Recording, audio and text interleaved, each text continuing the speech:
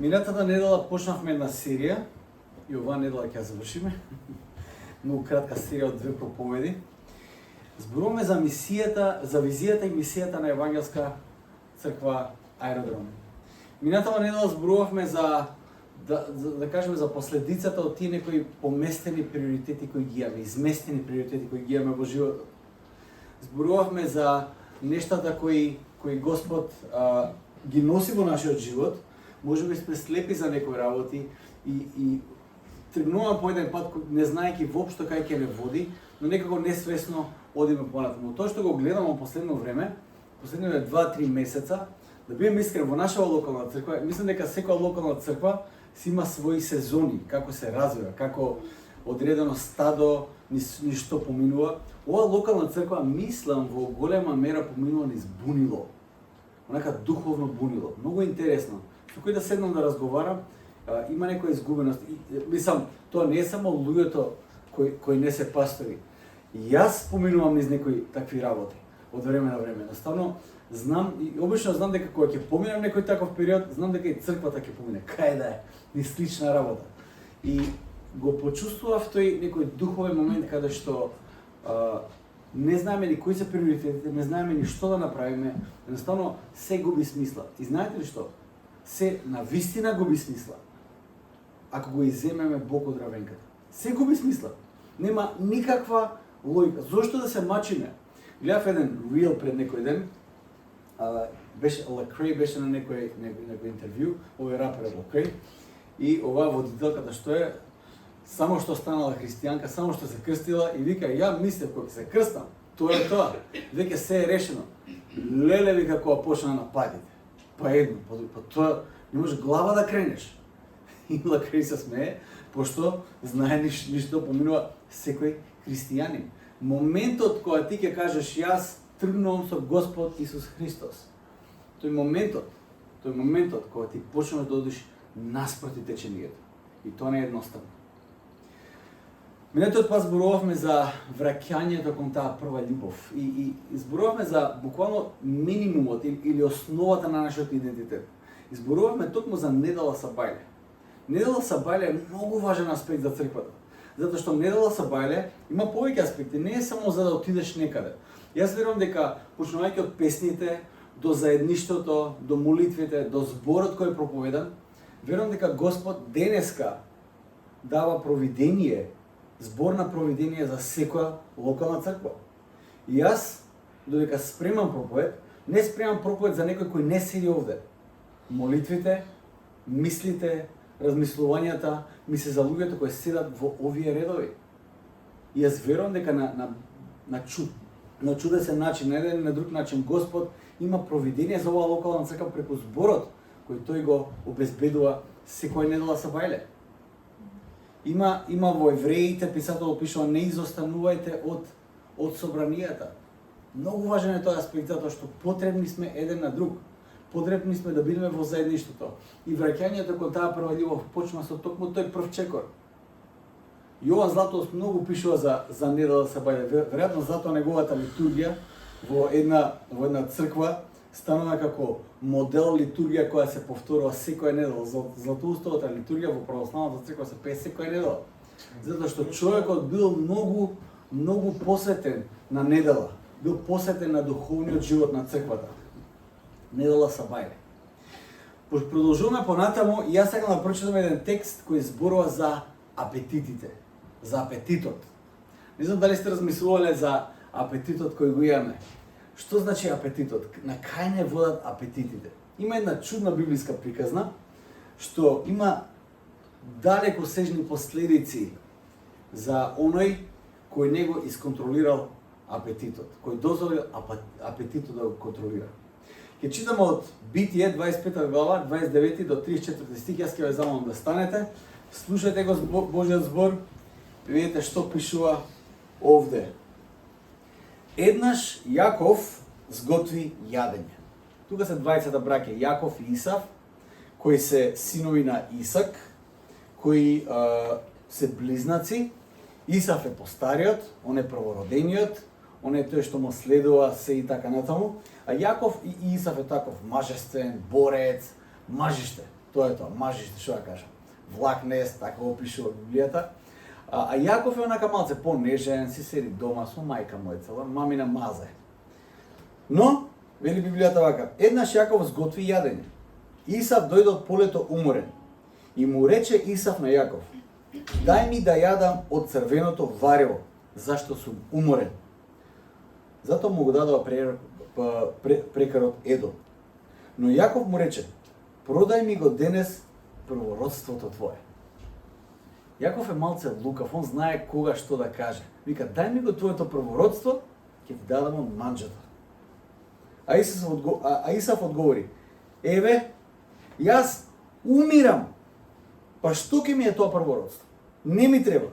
Но Јаков му рече, заколни ми се уште сега. И тој му се заколна и му го продаде своето првородство на Јаков. И Јаков му даде на Исав леб и варена леќа. Од сите јадења леќа.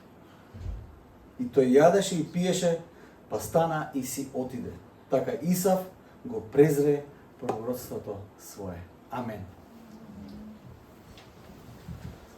Да знаеше во тој момент Исав какви последици ќе има таквата одлука по неговиот живот.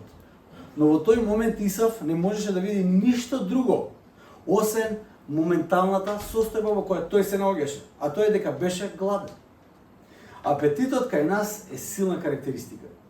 Моќта на апетитите е да ја исклучи и засени реалноста околу тебе. Те прави слеп за многу работи. Ќе ја зацкрие поголемата слика. Поголемата слика не постои кога апетитот ќе се интензивира. Апетитот ја акцентира потребата која имаш до толку што не си ни свесен со каква жестокост посакуваш нешто. Не можеш да издржиш веќе.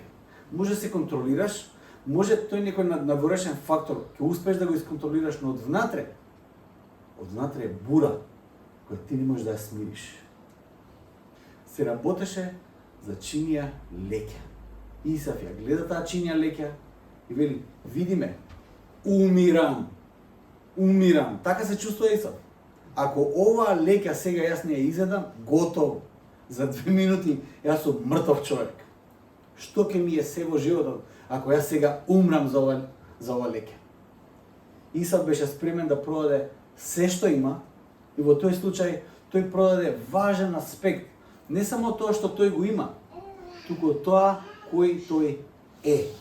Важен дел од идентитетот кој тој го наследи, го продаде за чинија леќа. Апетитите не се појавуваат само во доменот на храната и гладта. Апетитот е особина која имаме.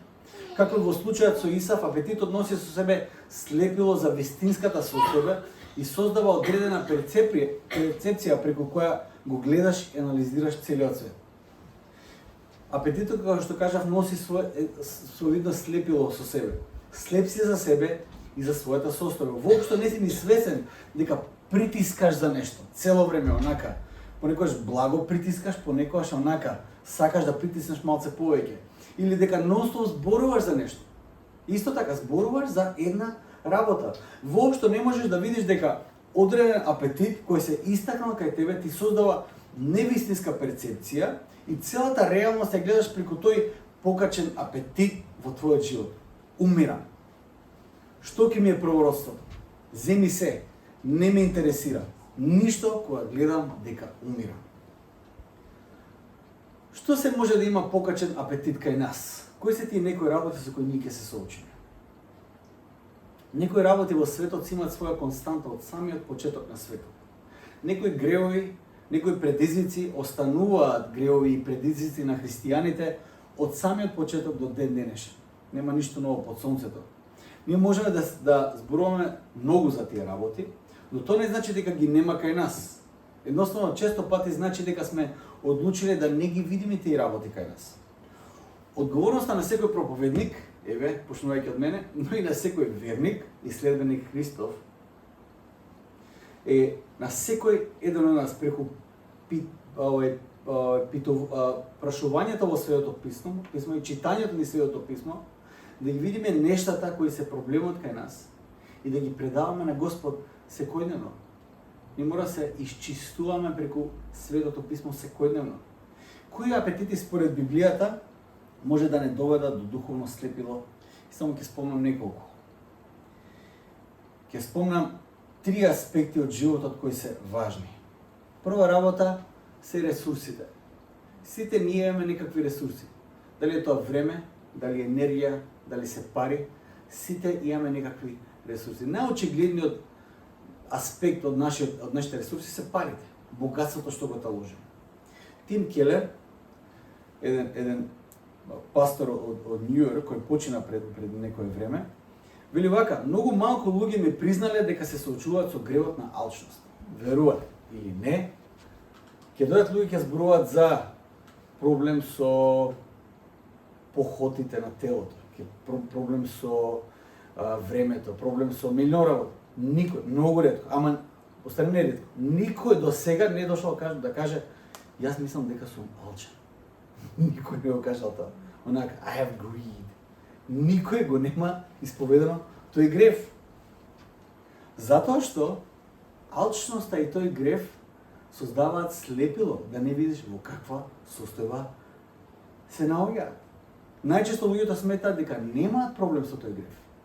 Апостол Павле во 1 Тимотеј 6, 9 и 10 вели вака: оние што сакаат да бидат богати, паѓаат во сите можни искушенија и стапици. Стануваат робови на неразумни и опасни страсти, што на крајот ќе ги доведат до питачки стап и целосна пропаст. Алчноста за пари е корен на сите зла. Некои луѓе се толку алчни по пари, што дури и од верата скршнаа и си нанесоа многобројни болки. Од една страна, не само што ќе осиромашиш онака финансиски и со ресурсите, туку алчноста за пари, таа некоја страст, таа некоја желба да се наталожат пари, во голема мера луѓето ги трга надвор од верата. Веќе тоа не е проблем, но се сеќам во 90-тите, јас не бев пастор, ама ги слушав моабетите на пасторите. Еден куп луѓе доаѓаат тука и бараа да се молиме за да најдат работа. Може Вале ќе сподели да овие искуства. И се молиме луѓето да најдат работа. Господе, помогни ни, пошто немаше работа. Помогни да се најде работа. Таман ќе најдат луѓето работа. Бај. Ни црква, ни Бог, ништо толку. Најдоа работа. Молитвата е одговорена. Се не знам кој е еквивалентот за денес. Еквивалентот за денес може да е нешто друго. Не знам што е. И мислам дека не е некоја работа која е one size fits all. Не е тоа. Едноставно, секоја личност во каква и сезона се наоѓа во животот се бори со една таква работа. Јас слушав еден мој пријател, вели, често пати се мислиме зошто Господ не ги услишува нашите молитви. Имаме некоја потреба и се молиме. И тој прекрасен пријател, мислам дека ќе дојде некој ден тука да ни проповеда од Лондоне. Вика, знаете ли што најчесто се случува? Кога Господ ќе одговори на некоја молитва, ние престануваме да се молиме.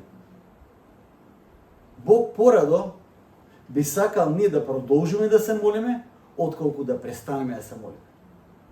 На Бог му е окей да не ни даде нешто сега во овој момент, а да бидеме со Него, отколку да ни даде тоа што го сакаме и да не снема. Тоа стварно има логика. Стварно има логика.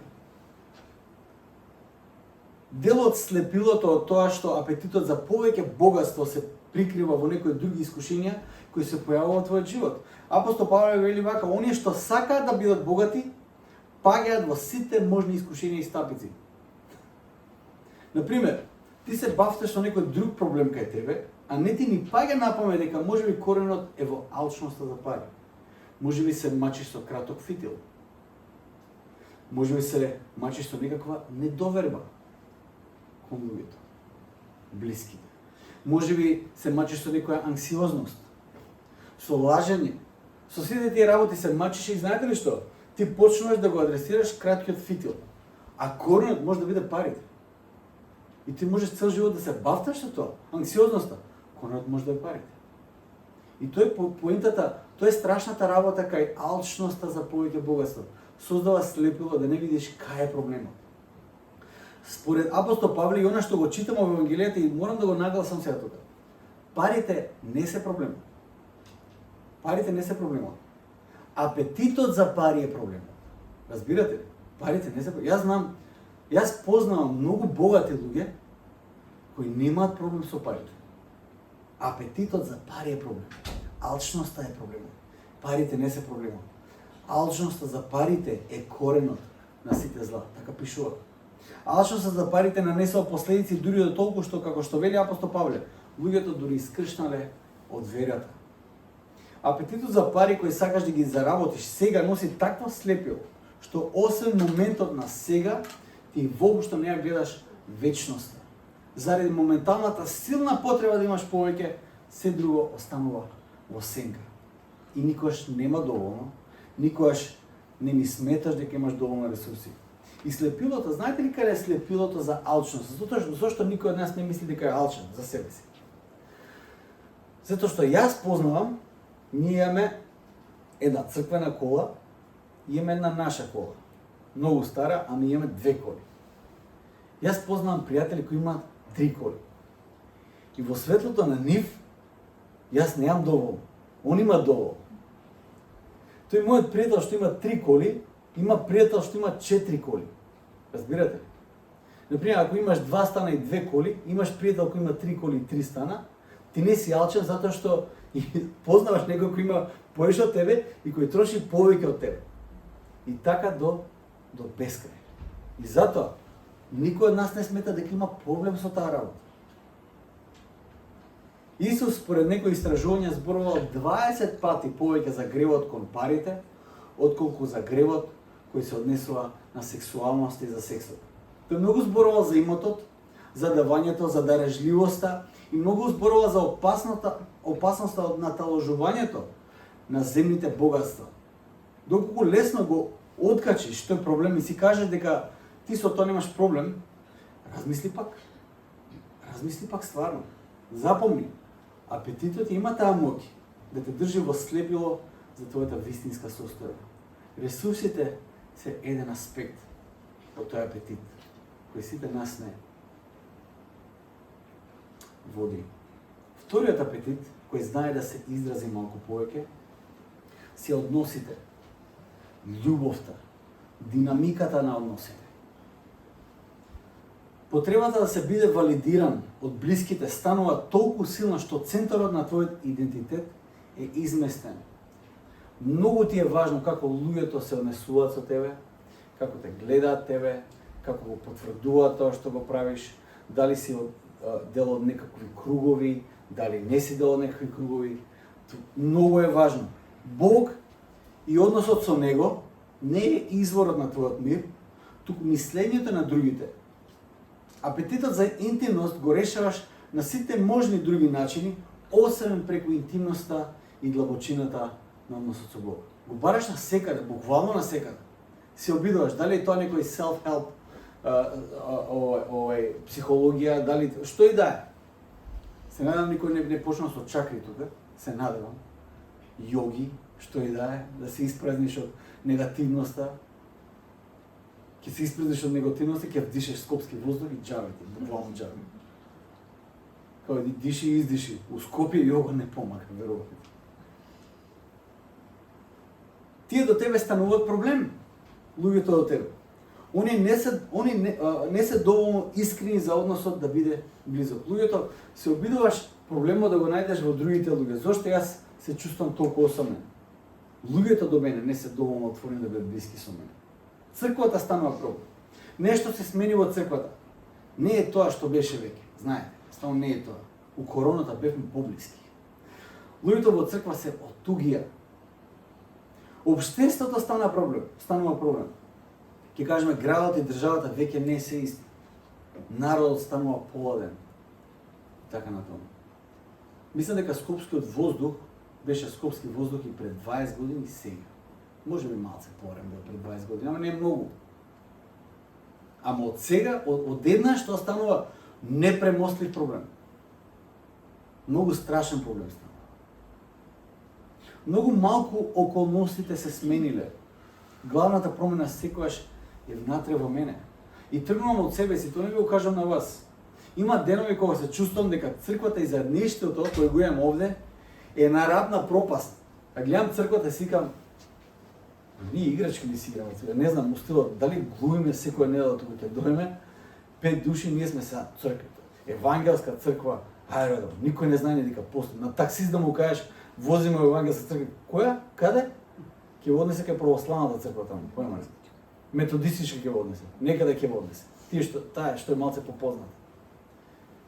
Понекогаш кога ќе се соочиме со некои предизвици, реални предизвици, луѓето поминуваат низ бури во животот, реални бури. Кога ќе се соочиме со некои финансиски проблеми овде, кога ќе се соочиме со кој знае какви комшии, вода, не знам што и да се случува, тоа мава на психа. И реално, сега понекогаш црквата е на раб на распаѓање, толку. Пропаѓа црквата. Може би вие не се чувствувате така, јас сум засегнат и јас се чувствувам стварно така понекогаш. А има денови кога чувствувам дека црквата сега ние може да го смениме светот. Буквално. Има еден таков потенцијал кој ќе размисла. Кој се е кај нас во црква? Какви луѓе се има тука? Со кој потенцијал располагаме? Тоа е неверојатна работа. Кои се дарови ги има тука? Колку се одлични луѓе со своји дарови ги има тука? Имам чувство дека ќе го победиме светот. Едноставно, Македонија е мала за нас. Апетитот за возвратена љубов, која не сме ја добиле назад, може да не втурне во најцрните сценарии. И може да бегаме дури до крајот на светот со надеж дека ќе ја најдеме вистинската љубов која ќе не исполни. За да разбереме дека дестинацијата која бараме, можеби, е таму кај што сега се наоѓаме. Едноставно има некој слепило кој не тера да гледаме на сите можни други места, но не на проблемот кај што се наоѓа. Како што кажав, минатава недела, враќањето кон првата љубов кон Христос е првиот и најважен чекор во нашиот духовен живот. Враќањето кон првата љубов кон Христос. Не постои друг лек за нашиот проблем. Почнува од тука. И третиот апетит за кој сакам да зборувам е успех, престиж, кариера, значајност, статус.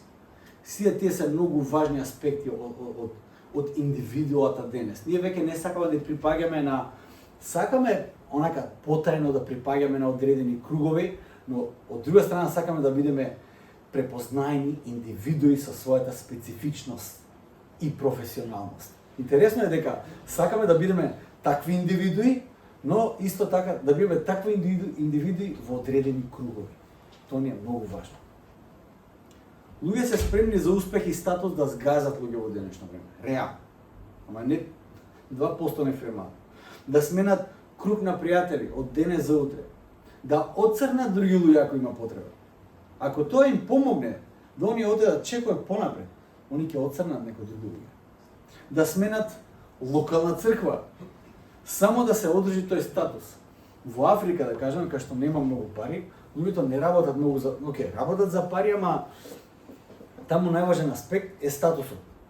Јас знам дека кога има таму во авионот, во тие меѓуафрички летови, кога има прва и втора класа на летот, нема апсолутно никаква разлика помеѓу прва и втора класа и нема повеќе сокови ово, туку седи само малце понапред. Нема ни преграда. Ај во виза е брнаш трак, ја заградат и не гледаш што се дешава, или не знам, во овие прекоокеанските. И стигаш таму, кој знае што се дешава, кој знае што добиваат овие луѓе. Во Африка нема. Статусот е најважната работа. Кај седам во црква, дали се нова седиште или нова седиште. И знаете ли што? Не сме ни ние поразлични. Верувајте. Може да смееме на таа работа, но важно ни е кај припаѓаме. Како не гледаат луѓето, како ќе ни се обратат. Каква важност имаме во одредени кругови. Јас на маса имав понуда од еден човек, додека бев во Струмица, работам во црква, ми доаѓа човек и ми кажа дека тој може да донесе од црква цела негова фамилија, тоа се 15 души, тој пола црква човече. Вика, ја може да ја наполнам пола црква. Само да знам каква улога ќе имам јас во црква. Вау, викам човече. На крај не се договоривме, не испадна ништо договорот. Имавме преговори, ама пропадна. Што откриваат нашите апетити? Апостол Павле на Тимотеј, тоа беше едно на видеото за промоцијата на оваа богослужба, Прочитав еден краток дел, од еден малце подолг дел на апостол Павле, кој што му пишува до Тимотеј. И пишува за луѓето, би бил среќен за ова апостол Павле да го пишува за луѓето кои се надвор од црквата, ама целото послание на Тимотеј е пасторално послание. Значи тој послание за црквата, за луѓето во црквата, за како да работиме во црквата, како тој да работи со луѓето во црквата, какви ќе бидат луѓето во црквата.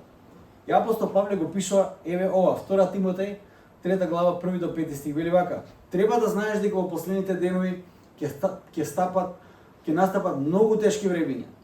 Луѓето ќе станат себични, алчни за пари, еве го пак тоа, се појавува. Самољубиви и горделиви. Ќе навредуваат, ќе бидат непослушни спрема родителите, ќе бидат неблагодарни и без светост. Ќе немаат љубов ни желба да си простуваат. Ќе се клеветат еден со друг, ќе немаат самоконтрола, ќе бидат свирепи и ќе му се противат на се што е добро. Ќе станат предавници, безобзирни и вообразени. Наместо да го сакаат Бог, на прво место ќе сакаат да уживаат во своите страсти. Навидом ќе изгледаат побожни. Ова апостол Павле не го пишува за надворешните од црквата, пишува за луѓе од црквата. Навидом ќе изгледаат побожни, но тие ќе одбиваат силата што може да ги направи на вистина побожни. Држете се понастрана од таквите луѓе. Искривениот апетит создава луѓе чиј живот е означен со најразлични карактеристики. Не дека луѓето еден ден се разбудиле и одлучиле да бидат алчни за пари. Никој од нас се надева, не станува сабајле вика, вака се, мислам дека одговорот на мојот живот е алчност. Јас ќе станам алчен за пари и тоа ќе ми ги реши сите проблеми. Или никој од нас не се буди од сабајле да каже јас ќе станам горделив. Или јас ќе станам и ќе станам лош. Се што ќе кажат добро, јас ќе кажам не е добро, никакво, никој од нас не одлучува да стане тако. Се надевам, свесно, не одлучуваме да станеме такви луѓе. Листата оди понатаму и види дека луѓето ќе бидат навредливи, непослушни, неблагодарни, несвети, без љубов, злопамтила, клеветници, без самоконтрола, свирепи и противници на се што е добро. Замислете, апостол Павле вели вака, во црквата кај што работиш Тимотеј, може да се појави група која ќе се противи на се што е добро. Сигаш, можно ли е тоа? Па можно е. Многу е можно. Кога апетитот ќе те однесе на некое друго место, кога наместо Бог на првото место ќе ти биде нешто друго, што е да е, статус, што е да е. На се што добро ќе се случува, ти ќе си противник.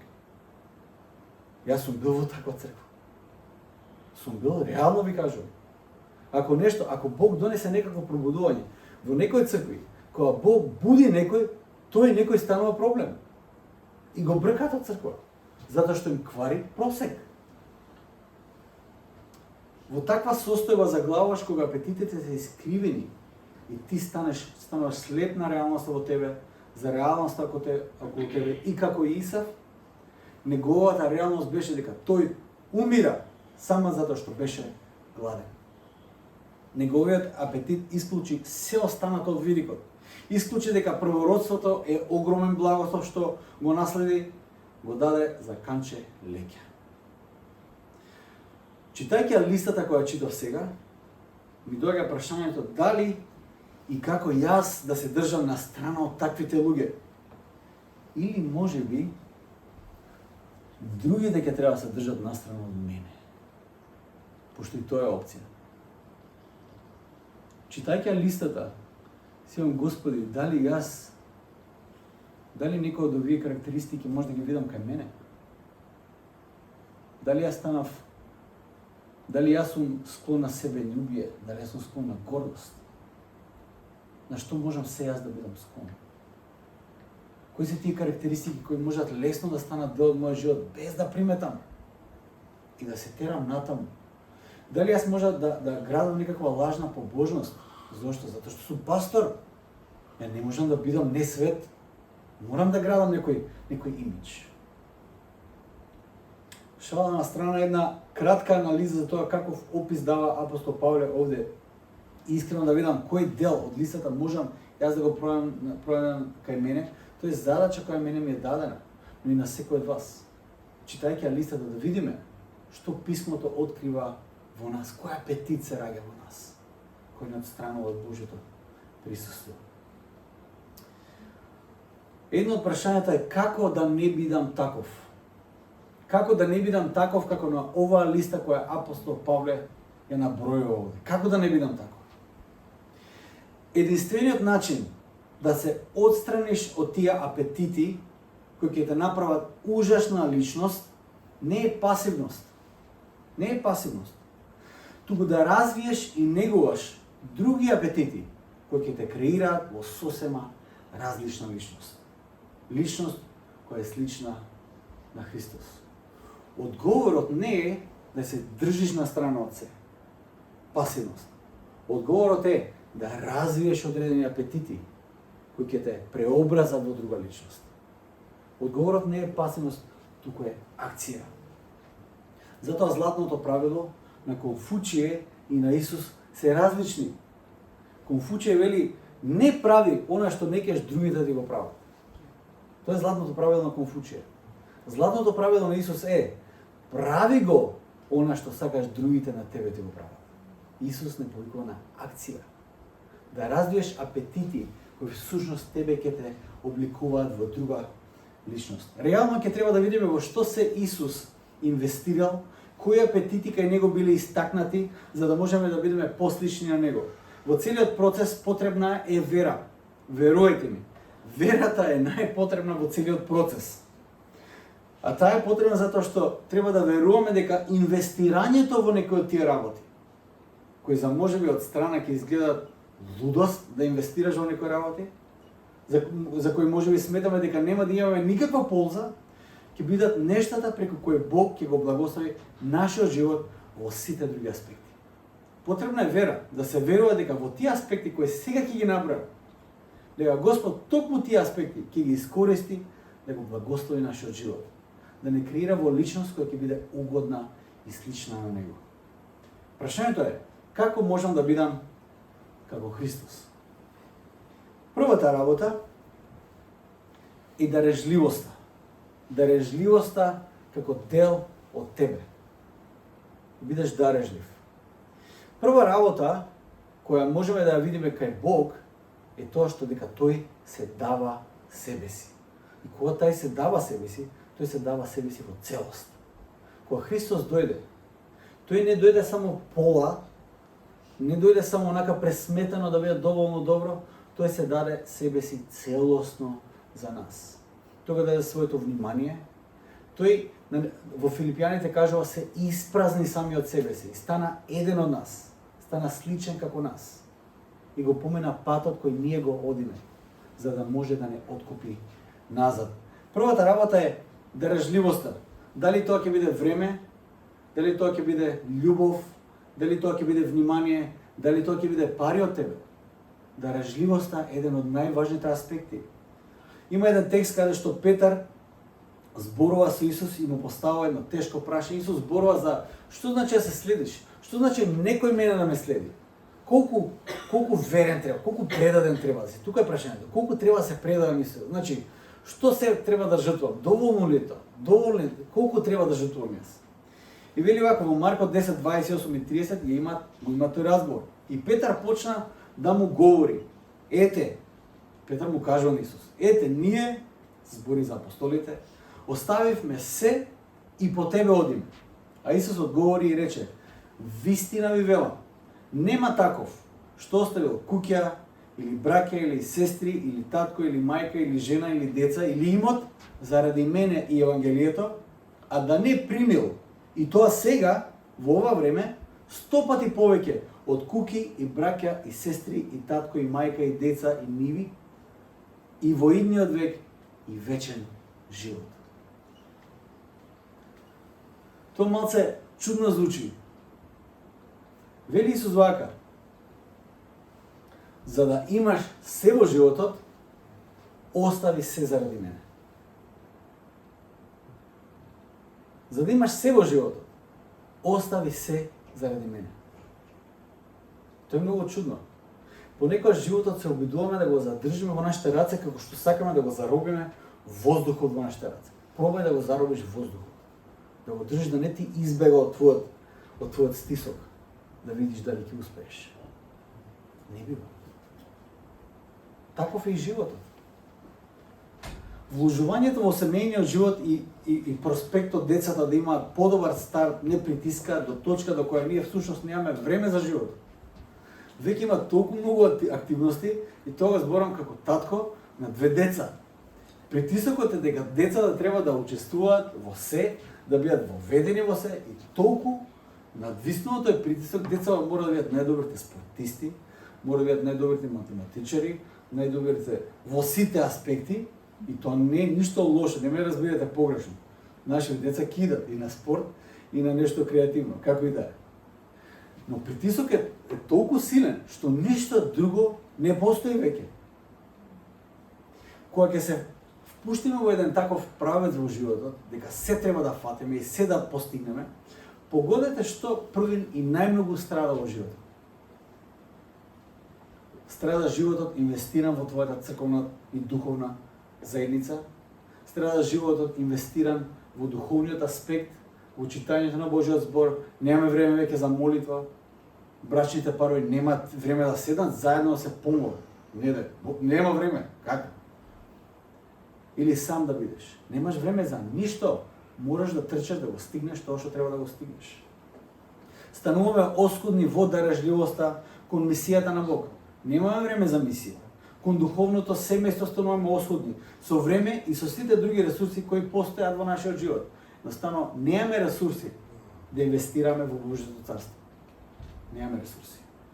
Тоа што Исус го кажа овде некако звучи контра на денешната теза за успешен живот. Ние помислуваме најмногу на тоа дека да го зграбчиме животот, а не да го предадеме. Според принципот на Исус, давајќи и предавајќи го животот, и тој набројува овде куќа, браќа, сестри, мајка, татко, жена, деца, имот. И мислам дека опаѓа се со што ни е прекупирано секојдневието и нешто што ние во никој случај не сме спремни ни да помислиме да го оставиме заради него. Исус сака да каже единствен начин да ги зачуваш сите тие највредни нешта е да ги предадеш кај него, тој да ги чува. Од тука почнува се.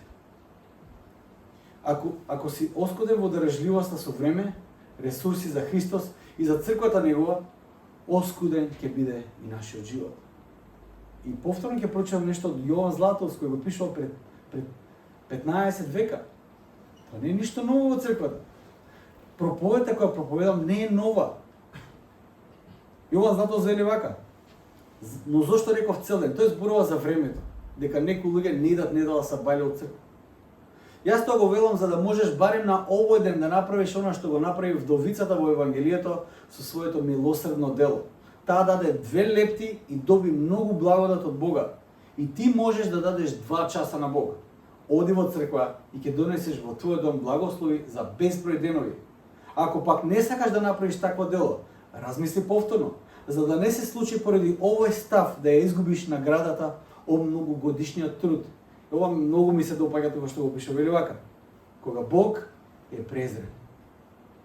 Кога Бог е презрен, тој знае како да ги расфрли парите што се стекнати со работа во недела. Ние не ни помислуваме дека со некои наши дела, некои наши постапки ние може да го презреме Бог. Ние секогаш Бог го имаме во мисла како Бог е се милостив и тој е се милостив. Но ние можеме да бидеме во состојба да го презреме Бог со некои наши постапки. И Бог е жив Бог. Во Стариот Завет Бог знае да се разгневи. Во Стариот Завет Бог е повреден Бог. Многу повреден. Всушност, многу теолози кажуваат дека гневот Божи во Стариот Завет е неговата повредена и изневерена љубов. Затоа што Бог е личност. Тој гради однос со својот народ. Тој гради однос со тебе лично. Тој се повредува кога ти го презираш. Тој е однос кој ти го градиш со него. Во црквата има многу служби во кои можеш да се вклучиш и да служиш на Бог и неговото семејство на земјата и да инвестираш во мисијата во која Бог не повикува. Прва работа, најважната работа. 3 кратки аспекти за како да се поставиме да го изградиме нашиот живот. Прва работа, жед за Божиот збор и за заедништвото со него и неговата црква. Жед за Божиот збор. Дали сме жедни за Божиот збор? Дали имаме таа жед кој ние едва чекаме да се собереме да го слушнеме Божиот збор? Едва чекам да дојде времето да седнам да го читам Божиот збор. Ништо да не ме прекинува. Ни социјални медиуми, ни ништо да едноставно да посетам време да го читам Божиот збор. Во нашиот контекст малите групи се одговор, барем обид да се одговори на таа жед. Исус постојано беше во молитва.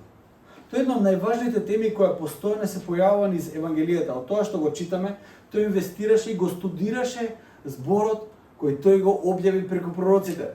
Постојано цитираше од Божјото откровение. И тоа беше go to. Тоа му беше одговорот на секоја препрека, на секој предизвик. Прва линија на одбрана. Прво место за советување за како да го живеам животот.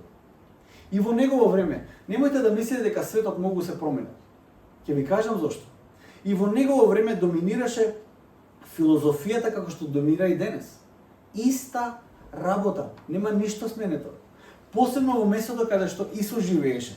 Присутни беа есените, епикурејците, различните рабински и фарисејски училишта и филозофии, грчките училишта за животот со кој апостол Павле добро располагал, но стандардот за како да го живее животот, за него, за Исус, доволен беше Божиот збор.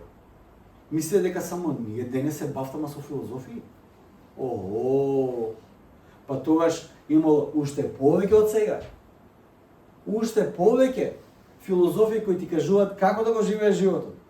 Денешната генерација многу тивко мислам дека го бара одговорот надвор од Божиот збор. Зборам за луѓето во црква. Не зборам за луѓето кои Божиот збор не име никаков авторитет. Мислам дека не го кажуваме тоа на вистина, онака да го кажеме јас одговор за моите прашања во животот го барам надвор од Божиот збор. Не го кажуваме тоа затоа што знаеме дека тоа е богохулија се каже, тоа е катастрофа се каже. Но живееме на начин на кој Божиот збор не е доволен. Не е доволен. Почнуваме од црквите. Божиот збор не е доволен. Сметаме дека треба нешто друго. Апетитот да се биде најадаптиран за тајните на добриот живот не води во некои денешни демек откровенија. Верувајте ми, ако читате малце историја, историја на филозофија и така, ќе видите дека многу малку работи се нови, реално. Нов е начинот на комуникација. По прашање на светогледите, од Аристотел навека све е исто. Буквално нема ништо ново. Реално го кажам. Како и во времето на Исус, така и денес, надвор од Божиот збор, постојат многу школи на тоа како да го градиш твојот брак, како да ги одгледуваш децата. Божиот збор станува застарен, нерелевантен, нема што да каже на тие теми и да биде релевантен по тоа прашање. Многу суптилно се прикрива сето тоа и целосно остануваме слепи дека стандардот и критериумот веќе не ни е Божиот збор, туку некој друг и нечие друго учење. Онака зацкриено тоа се наметнува. Никој од нас не е одлучил тоа да го прави. Едноставно, пополека се прифаќа. И повторно, не зборам за некој од вас, тука зборуваме за нас. Со Фани, минативе 2 години поминуваме низ онака, што викат американците, soul searching. Размислуваме, анализираме, до кај сме, што правиме, за животот меѓусебно кој го имаме со децата, црквата, еден куп работи, размислуваме. И знаете ли што? На неколку моменти се најдовме во слепа улица. Останува викам, што се случува? Не знам што се случува. Во сите, дури интимни аспекти од нашиот живот, доаѓаме до слепа улица, до некоја потиштеност.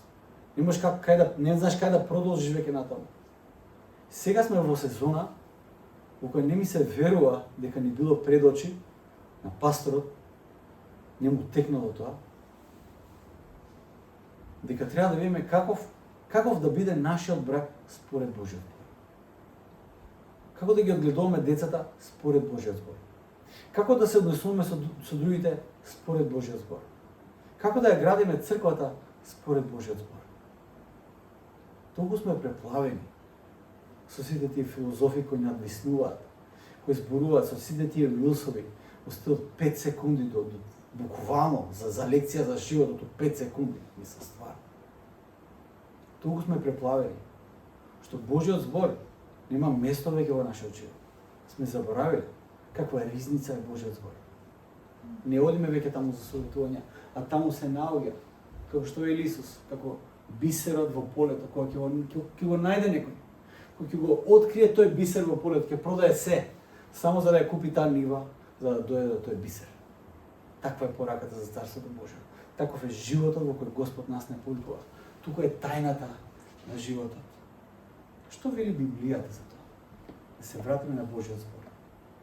Втора работа, духовното единство. Да бидеме едно. Моја иницијатива да го градам заедништвото со моето духовно семејство. Читајќи Јован 17 глава, таа првосвештеничка молитва на Исус, тој ни повикува да бидеме едно, да бидеме едно. Треба иницијатива од секој еден од нас, да бидеме едно, да го градиме тоа единство, тоа заедништво. Тоа не е лесна работа. Во свет каде што многу лесно може да се повредиме. Со еден поглед може да знаеме кој што мисли. Многу е важно да останеме едно, да знаеме што е тоа и кој е тоа кој нас не спојува како заедница. Кога нема да мислам само на моето право и моите права, туку на мојата одговорност кон оваа заедница, кон оваа духовно тело, голем дел од моите проблеми ќе исчезнат. Мајк Пирс, тие што го знаете, он проповедаше на проповед пред многу години и тоа ми беше многу интересно. Вели вака: генерацијата која мисли најмногу за себе, има најмногу проблем со себе. Се гледа во огледало и гледа 15 профили, не знае кој да биде, не знае кој е. А вели Исус, сака го ближниот како самиот себе си. И вели, можеби голем дел од проблемите ќе се решат кога ние ќе почнеме се молиме за ближниот. Ќе почнеме да му служиме на ближниот. Кога погледот всушност од нас ќе го отргнеме кон оној кој е до нас. Можеби голем дел од проблемите ќе се решат тогаш.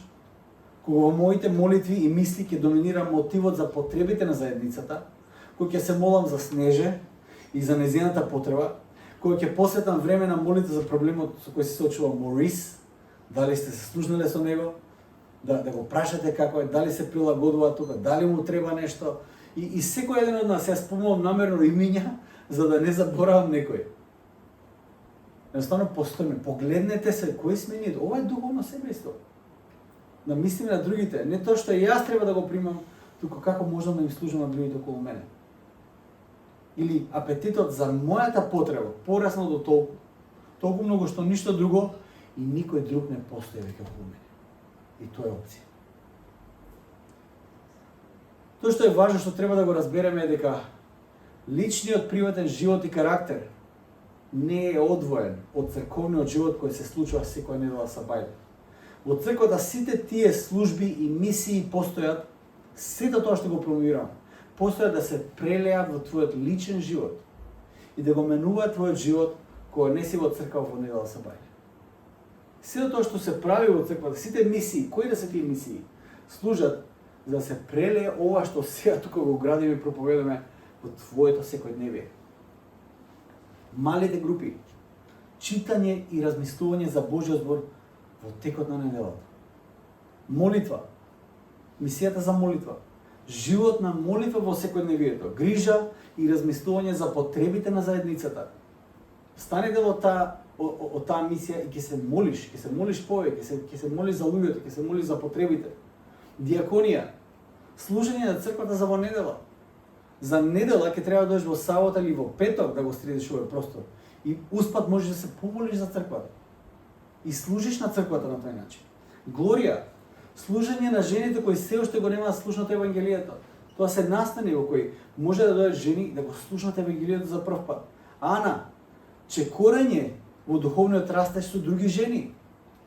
Медија и аудио, припрема и служење на црквата и многу луѓе кои гледаат не само овде, туку и онлайн проповеди го слушаат Божиот збор. Има и такви луѓе, имаме една таква мала заедница која секоја недела ги слуша проповедите на Евангелска црква Аеродром.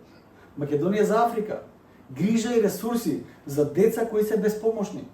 Кутија надеж, Грижа за луѓето помеѓу нас кои се во потреба. Сите тие служби имаат одредена цел да ја извадат црквата од недела са бајле во нашето секојдневие. Тоа не е само да го напукаш твојот распоред со нешто со кој ќе те боли глава после. Тоа е прилика да можеш да служиш на црквата, на општеството, да му служиш на Бог. Алфа, ширење на радосната вест, буквално вршење на мисијата во која Бог нас не праќа во светот. Детска црква, градење на верата кај најмалите. Кој е резултатот од таквиот живот? Резултатот е благодарност. Живот во мир со Бог и со светот околу тебе. Резултатот е благодарност. Посетив еден човек кој беше при крајот на својот живот, умираше, буквално денови беа прашани, и тој живееше во многу оскудни услови. Многу оскудни услови. Зборавме за верата, па се молевме заедно, за дека Бог е нашата надеж. И некако дојдовме од темата за Африка, нешто дојдовме од таму. И зборав дека идам во Африка и тој човек живееше во оскудни услови и ми кажа дека тоа е задоволен и среќен. Бидејќи знае дека има луѓе кои имаат многу помалку од него. Тој барем има питка вода секојдневно. Среќен беше што имаше вода за пиење секој ден, не можеше да ја вари секој ден. Човекот беше тотално слеп за состојбата во која тој се наоѓа. Во моите очи, тој беше во огромна потреба. Со него беше семејството, дојде некој да се моли за него и со него, имаше питка вода, имаше храна и рече, фала му на Господ. Неговиот апетит во тој момент кога јас го сретнав тој човек беше во друга насока. Овие денови се мој пријател од Уганда се допишувам и стално го прашам како се, што прават, до кај работава. Вчера Филип, или завчера, не вчера беше, Филип, пасторот од Велес, ми прати една вест дека во една покрајна на Конго, таму во близина на место каде што одиме, дошла ADF, тоа е милитантната група во Конго и во една црква, буквално, во еден ден, убиле 100 христијани. Неднаш одат, се молат луѓето, пред црква, ги колат и отприлика тука завршува молитвата. И тоа е во покрајна каде што многу близко до таму каде што одиме. Јас сум фрапиран од целото тоа. И го прашам Самуел, се вика, од Уганда, како е, што се случува таму. Многу нивни пријатели, они ги знаат дека се во бегство, бегат за својот живот. Го прашам за ситуацијата, како е кај вас, како е во Уганда, затоа што многу луѓе од таму доаѓаат во Уганда и они се грижат за нив. И тој ми праќа одговор вака.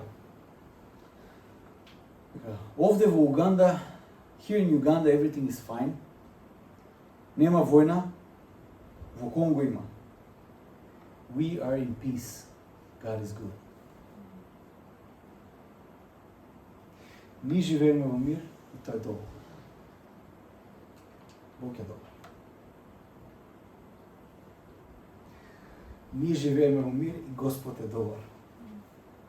Апетитот му е насочен кон мирот со Бог. И ништо друго не е важно. Колку од нас може да го каже тоа на вистина, ама реално да го каже?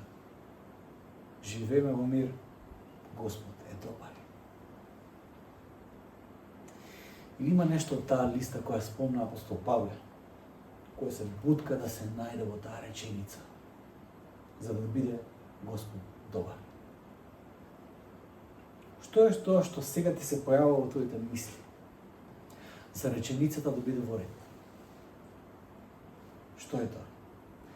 Дали се некои финанси, просперитет, некој однос, некоја состојба, некој статус, во кариера, што е тоа што буквално се бутка за да можеш од срце да кажеш Господ е добар. Ние сме во мир, Господ е добар. Исус не потсетува дека мораме да бидеме внимателни каде ги насочуваме нашите апетити. Затоа што на каде ќе го насочиме нашите апетити, тоа ќе биде правецот во кој нашиот живот ќе оди. Без разлика тоа што рационално јас си го кажувам или го знам за себе. Таму каде што ќе го насочам мојот апетит, тоа ќе биде правецот во кој мојот живот ќе води. Тоа Исус го кажува на следниот начин. Матеј 6:21. Били вака. Зашто каде што е богатството ваше, таму ќе биде и срцето ваше. Не е обратно. Не е таму каде што е срцето твое, таму ќе биде богатството твое. Не. Таму каде што е богатството твое. Нештото кое ти го вреднуваш најмногу во твојот живот. Апетитот кој ти сега го тренираш да бидеш гладен за одредена работа. Нешто по кое копнееш, ти намерно, таму ќе биде твоето срце. Таму ќе биде твоето срце. Тоа ќе биде правецот во кој ќе се развива твојот живот. Јас сакам ова проповед да биде еден предизвик за секој еден од нас. Да анализираме каде е навистина моето богатство. Навистина каде е моето богатство. Дали реченицата која јас ја кажувам, во мир сме, Господ е добар. Дали таа реченица можам стварно да ја кажам со чисто срце, без додавки, без задршки, без апострофи, без ништо друго. Во мир сме со Господ. Господ е добар. Ајде се молиме за крај.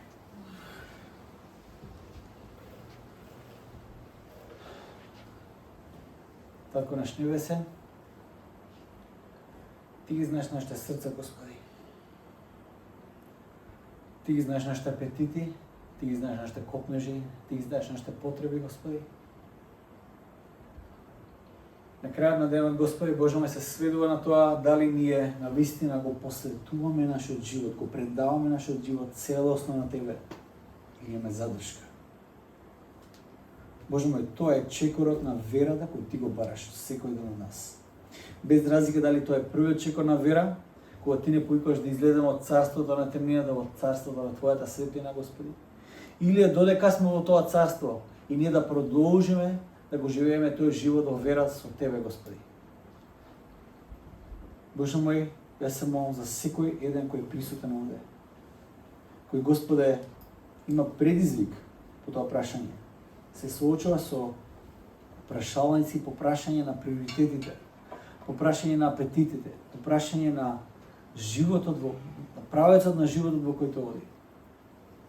Јас те молам, Господ Боже мој, да Ти не сретнеш како што го средна апостол Павле према Дамаск. И да биде тоа една драматична средба во која, Господи, ние ќе оставиме се и ќе Те следиме Тебе, Господи, затоа што единственото на тој начин, се што нас ни е мило и драго, сите наши копнежи, се тоа што го вреднуваме, Господи, тогаш и во тој момент ќе го добиеме од Тебе, Исе Христе. Затоа што Ти си се во се. Ти си остварувањето на сите наши копнежи, Господи. Јас те молам, Господи, благослови не, биди со нас, те молам, Боже мој, доприни преку Твојот дух, да тргнеме во таа насока во која Ти сакаш Твојата црква да оди, за да бидеме светлината на светот како што се молеше Ване. Да бидеме таа светлина во окружување, Господи, да бидеме солта на земјата и да бидеме тие примамливи луѓе кои луѓето ќе ги видат и ќе сака да биде дел од таа заедница, Господи, те молам. Биди со нас, благословен е Боже мој, се оставаме во Твоите раце, Господи. Амен.